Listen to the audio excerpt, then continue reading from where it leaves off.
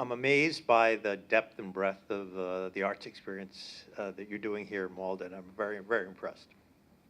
Uh, Watertown and Malden are actually very similar in many ways in terms of size and demographics.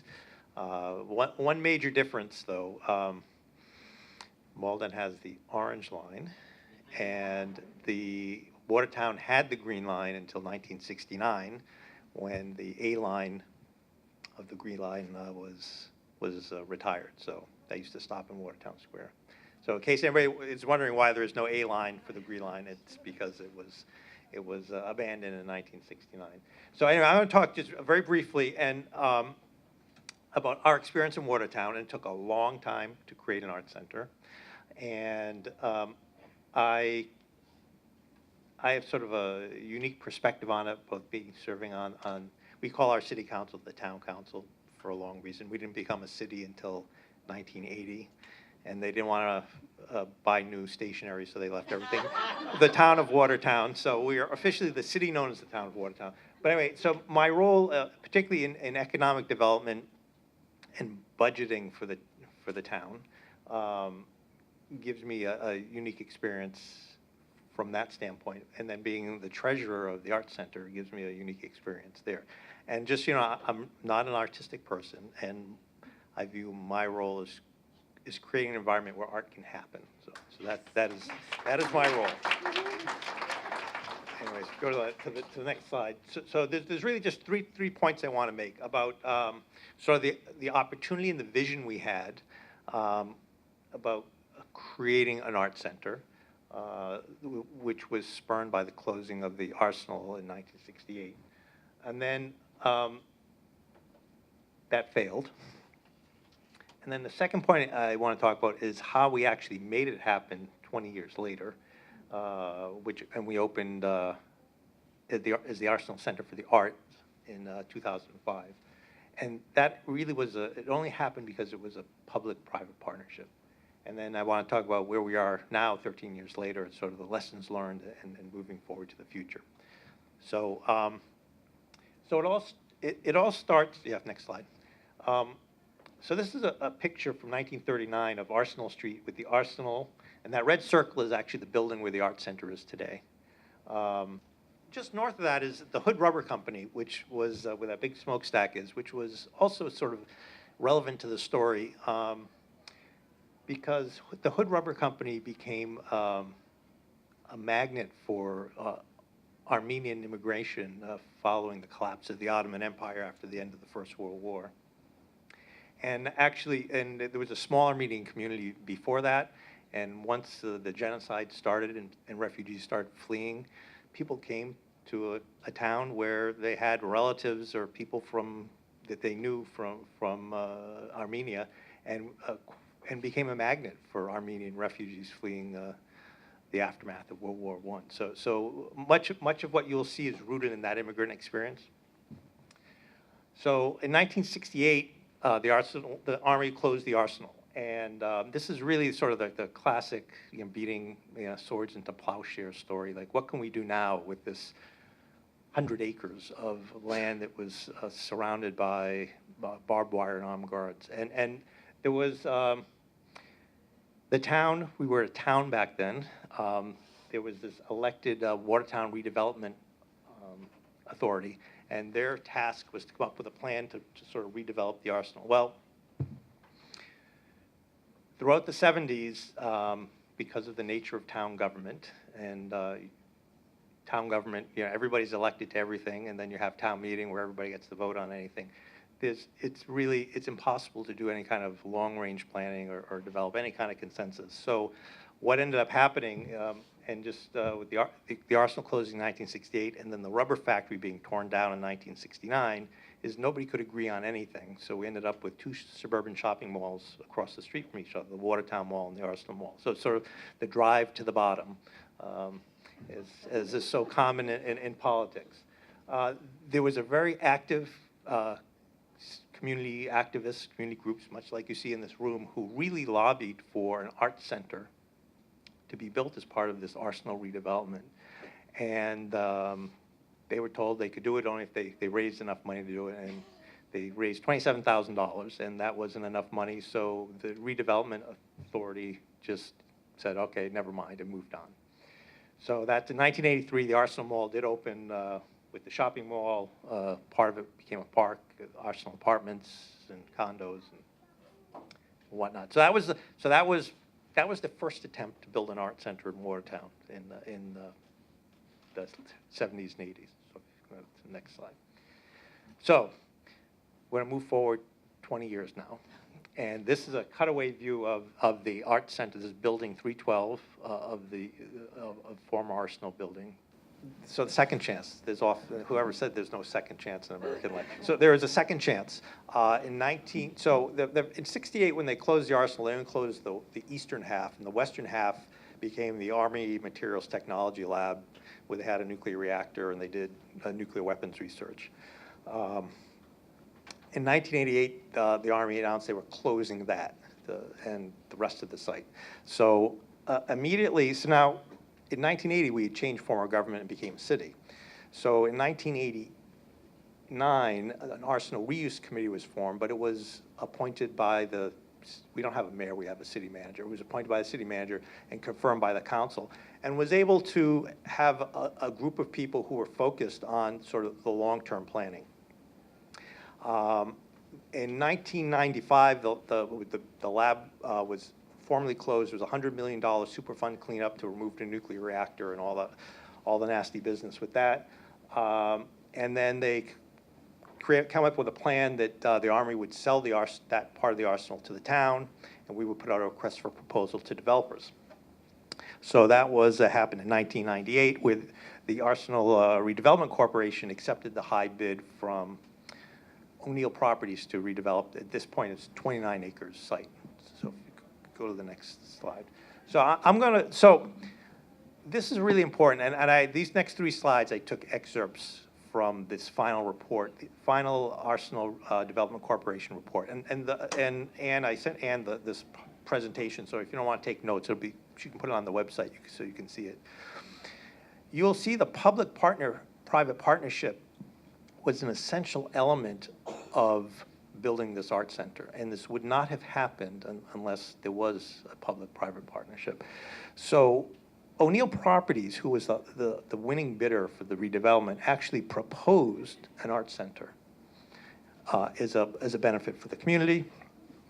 They agreed to provide space in one of the buildings, and they donated $1 million to the initial construction, and as the landlord, they agreed to pay half of the utilities of the site. So that was in their proposal to the town, and they were the winning bidder of the town. So for those elected officials in this room, or future elected officials in this room, that's a really essential element to sort of making this happen. And part of it is the Arsenal Redevelopment Corporation.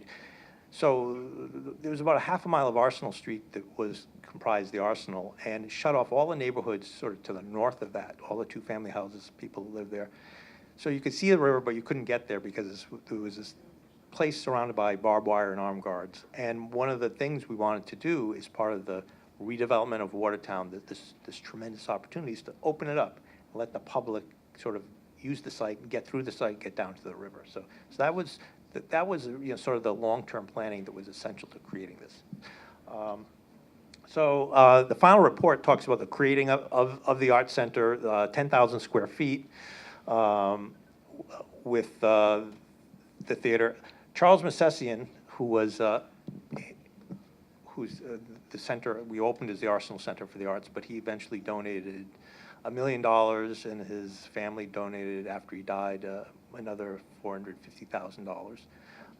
He was a child who escaped the collapse of the Ottoman Empire and ended up in Watertown at age 12 and built condominiums and apartment buildings, became very wealthy, and while never being involved in the arts himself, he realized the importance of this and his fondness of working in Watertown on Arsenal Street, and he donated this money to it. So that's sort of the immigrant connection to this. So that was, and it sort of just describes the theater. So it's arts and education. You know, we are incorporated as an educational organization. You know, our primary earned income comes from education programs that we run, as well as renting out the space to it, renting out the theater. So this is the last part. So here we are 13 years later. We have a new name, the M Hessian Center for the Arts, or more, the Dorothy and Charles M Hessian Center for the Arts.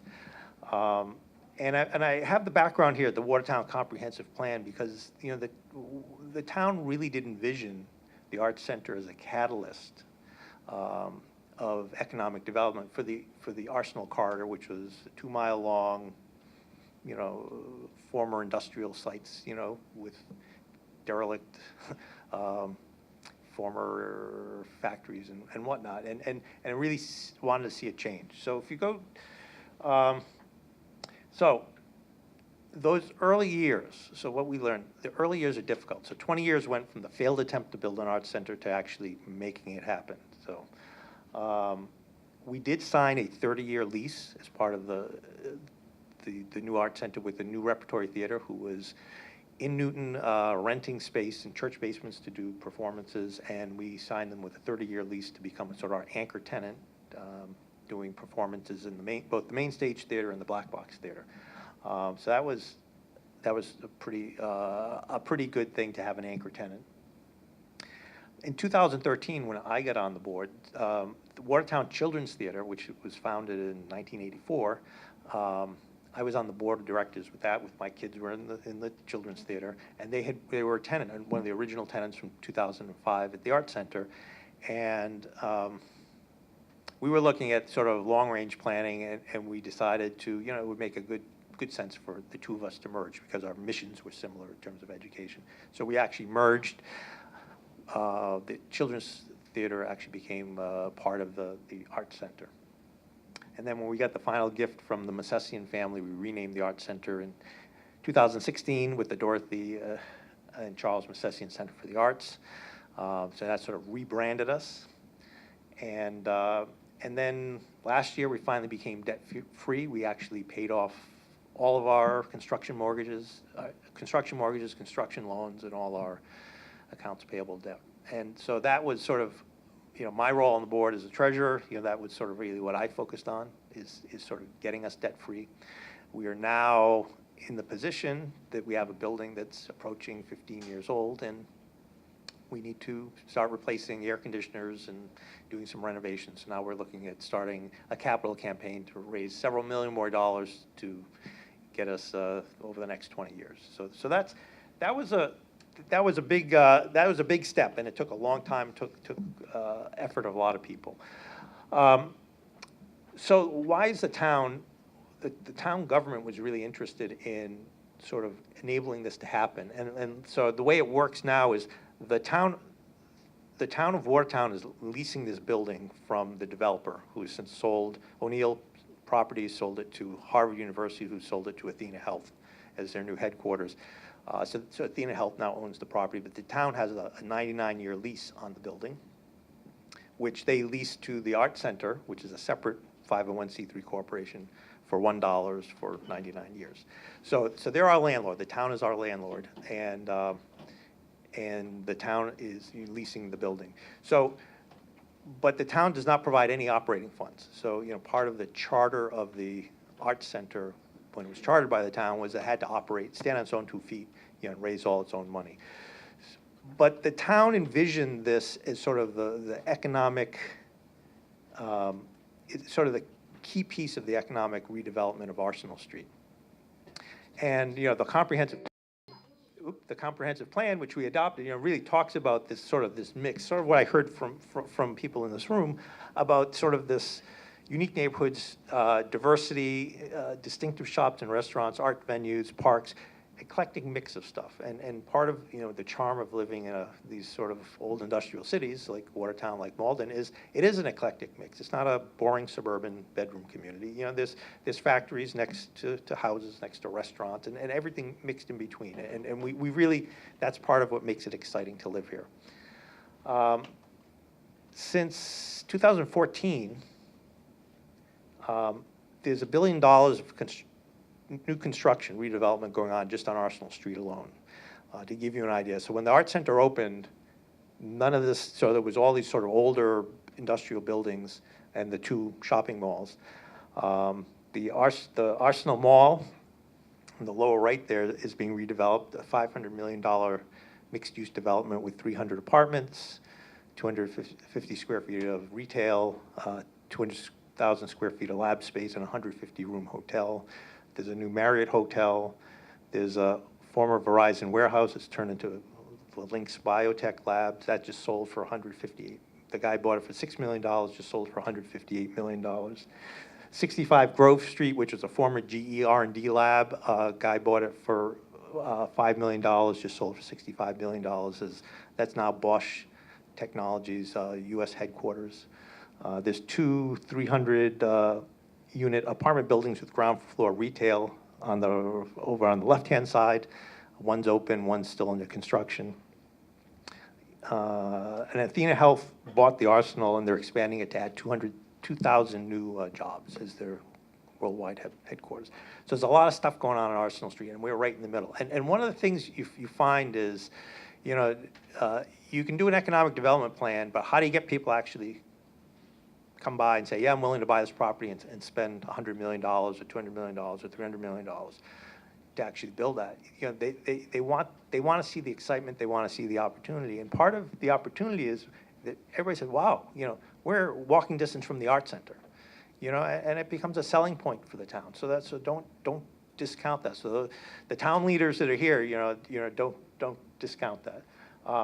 And so there's the art center right there with the red circle, you know, compared to what we saw in the very first slide.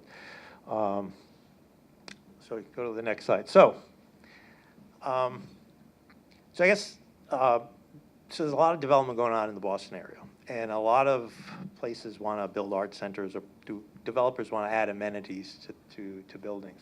But this was actually built by the community, much like what you're trying to do here.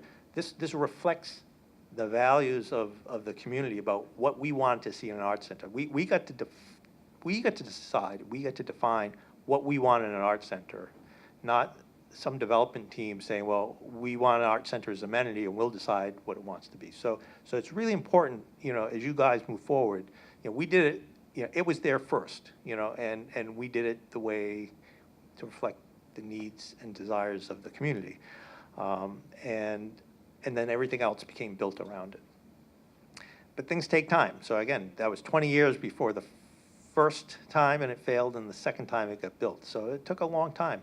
And what was really interesting is a lot of people that were in the effort the first time that tried to get it built and failed, later went on to run for city council, and actually I served with some of them on the city council. So don't discount the political, that's my second point here, is the community activism is not enough, okay? You really need the political leadership to get behind it, and the business community, because we see, you know, that $5 million, you know, it wasn't just people donating, it was a lot of businesses donating it, because a lot of businesses realized that, hey, this is going to be good for Watertown, and you know, it's going to create a vibrant community, which is good for my business. So that's what you really need to have, that partnership to kind of make it work. It's not easy. And again, as treasurer, every month when we go through the books from the previous month, it's not easy running an art center as a nonprofit organization. You really need, the staff is key, and the board of directors is key. You really need you need professional staff, you need energetic staff, you really engage board of directors, because it's not going to happen without it.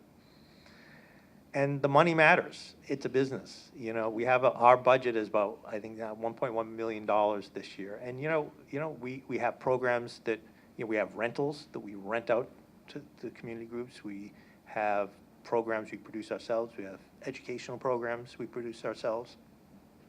And we have, you know, about 30% of our budget is contributed income we do for fundraising. We have the big gala every year to try to do it.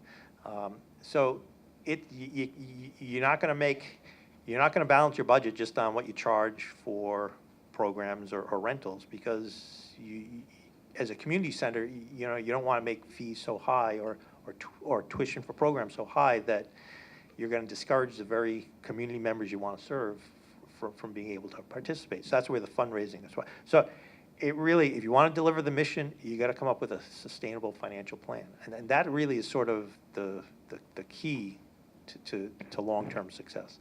So anyway, this is sort of part of our mission statement: a community arts center that opens doors to excite and inspire diverse artists and audiences to create, appreciate, participate in, and grow through the literary, visual, and performing arts. And we do the programming and classes. We try to hit all three of those, including literary arts. Often gets sold short in many of these things because people say books don't really do things. But we've actually managed to actually work it into programming where we have musicians and authors come in and involves drinking beer and wine, but to kind of make it happen. So that's our experience in Watertown, and I'd be happy to answer any questions. Vinny, hold up for a sec. Fantastic speech. Let me get away from that speaker. Before we begin, I wanted to also acknowledge some of those wonderful politicians you talk about, how important they are. Ladies and gentlemen, Mayor Gary Christensen is in the room. Thank you. Councilor Craig Spadafora, Councilor Pickrow, Barbara Murphy was here. State Senator Jason Lewis, State Rep Stephen Altrino. Hope I'm not forgetting, and Ryan O'Malley. Thank you so much, Ryan. Who else? And Debbie DeMere is here. Oh my goodness, I didn't even see it. So, according to Vinny, these guys and gals are very important. So I'm so thankful you all showed up tonight, this afternoon. What day is this? It's been a long time preparing for this, let me tell you. So, yeah, how old is the son? But again, having you guys come from the Democratic breakfast, I know a lot of you did. Appreciate it coming here and stick around because we want to have you hear the answers and questions that might come up. So if you have any questions, I'm going to come around with the mic. You see one over there, hanging there, Vinny. And I do want to appreciate all the local politicians who are here because, as I said, you're going to be key in sort of making this happen. That's and particularly, we have our state representative John Hecht and our state senator Will Brownsberger are both very active in the Arts Center. Their children either worked at the Arts Center or took classes at the Arts Centers. So they come at it from as a community member, first, and we welcome their support at Beacon Hill. So. Hi, Janelle DeVitz. I'm on the board of directors actually for MATV, and I think it's perfect timing for my question. Can you speak a little bit about the benefits to Watertown for the community coming around and getting an arts center like this, and what you would say to the elected officials who are here about why they should support this, the tax revenue, foot traffic, preserving some culture and history, why we should be thinking about it in the budget, how the MRA or other institutions can get involved to really make this happen. I think the MATV has a lot of work to do with respect to a financial plan and whatnot, but it would be beneficial for the local politicians here to support it vocally, trying to find space, whether it needs zoning relief, public-private partnerships, if it's a developer to come in and say, if we get X, Y, and Z, we're willing to develop A. If you could speak to some of those benefits that you've seen, I think that might be helpful for the elected officials here. Well, the first thing, so speaking as somebody who's on the Economic Development Committee and has worked on the Economic Development Plan, we were faced, as any municipality in Massachusetts, the realities of Proposition 2.5, and there's really two places money's going to come from to operate a city. You're either going to do it through economic development or you're going to do it through Proposition 2.5 overrides, and that's the reality. And Watertown made a decision that we didn't want to ever rely on having to do a Proposition 2.5 operating override. So we went the economic development route. And we were lucky that we had all these, about 200 acres of sort of derelict industrial properties which basically as you saw, since the 70s, were either underused or unused, and just basically sat there, and they sat there for a long time because of the cost of environmental cleanup. So we did that economic development plan in 2011, and we envisioned a much higher economic return on the land, much more intensive use. And that actually intrigued developers to come and said, oh, this is a community that's willing to, entertain, some intense development in their town, along our two former industrial corridors. And one of the things in the Arsenal corridor, the Arts Center was really, that was sort of a really grim part of town. There really wasn't much to do down there other than go to the two shopping malls across the street from each other. And the Arts Center was seen as sort of the impetus to sort of enliven that section of town, give people a reason to go there, attract restaurants and bars to locate near it. And as developers came in, they really saw that as, as sort of an amenity that was already there. It's not something they had to build. It was something that was already there, and it sort of spurred that economic development. And so to the people who are in charge, that's a very attractive thing. And we, just to give you an idea, for those of you who understand how when you do your budget every year, how much new growth you get. We get $5.6 million in new growth last year, and half these projects aren't even either started or finished yet. So that's a lot of money to add to your budget that pays for schools, that pays for police, pays for fire. And so, it is an economic development investment, and it pays dividends. And just to give you an idea, I'm on the school building committee, as you heard, and one of the things we're doing is we're in the middle of we're very lucky to get accepted into the MSBA for building a new high school. We're also tearing down 2 old elementary schools and renovating a 3rd elementary school. So 2 new elementary schools and a completely renovated elementary school. So all 3 schools for $170 million, and we're doing it without an override. We're doing it within the confines of our budget. So we added, over the last 4 years, we added 60 full-time teachers to the Watertown Public Schools without an override. So the economic development benefit that you get from having a very vibrant community and all the spin-off activity, you open an art center, now, restaurants want to be there, bars want to be there. We did a home rule petition, we got 15 new liquor licenses, so we could attract 15 new restaurants. Nothing succeeds like success, and, people want to live in a vibrant, exciting community.